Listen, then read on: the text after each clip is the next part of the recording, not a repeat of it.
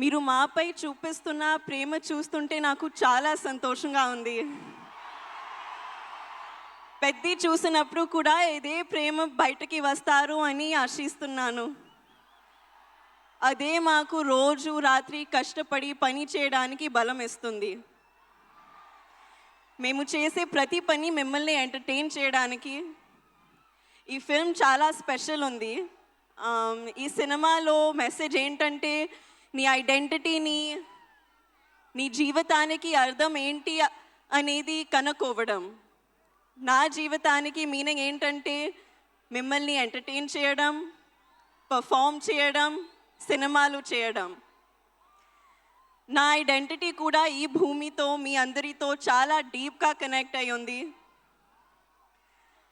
మీరు నాకు చూపించే ప్రేమకి నేను చాలా గ్రేట్ఫుల్గా ఉన్నాను. I hope I make you all very proud.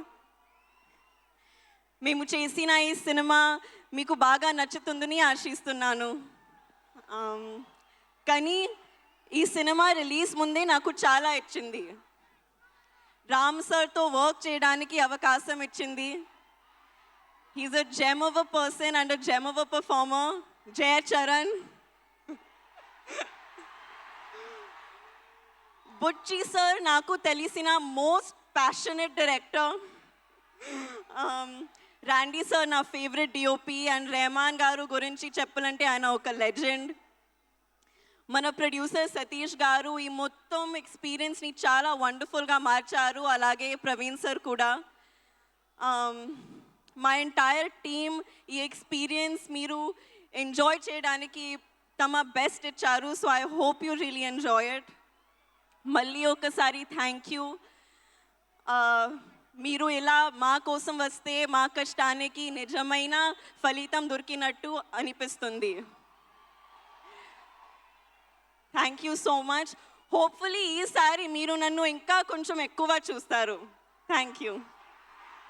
మేము ఇంకా చాలా చాలా చాలా చూడాలని అనుకుంటూ ఉన్నాము. నువ్వు ఇంత చక్కగా తెలుగు మాట్లాడినందుకు చాలా ఆనందంగా ఉంది.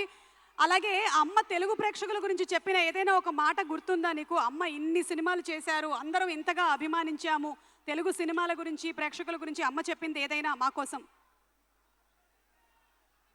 Audience is God. That's what she would always tell me.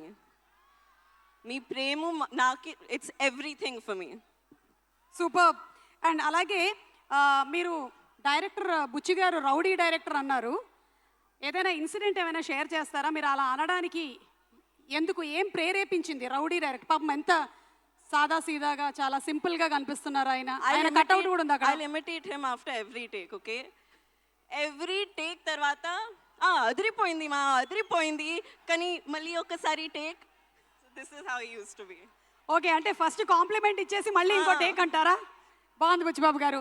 మీరు ఆయనకి హిందీ ఏమైనా నేర్పించారా? మీరు ఆయనకి హిందీ నేర్పించారా? No, he doesn't learn. ఈరోజు నేర్పిద్దాం. ఓకే, దీని తర్వాత ఆయనకి హిందీ నేర్పించేద్దాం. అలాగే మెగాస్టార్ చిరంజీవి గారు అండ్ శ్రీదేవి గారి iconic film Jagadeka Veerudu Athiloka Sundari. So అందులోని డైలాగ్స్ నాకు తెలిసి ఇక్కడ ఉండే వాళ్ళందరికీ కూడా తెలుసు. ఒక్కసారి జస్ట్ మీకు ఆ సీన్లోని ఒక బిట్ చూపించాలనుకుంటున్నాము. మీరు కావాలంటే అమ్మ డైలాగ్ ఒకటి చెప్పొచ్చు. ఓకే, ఒకసారి చూద్దామా? Let's have the dialogue please.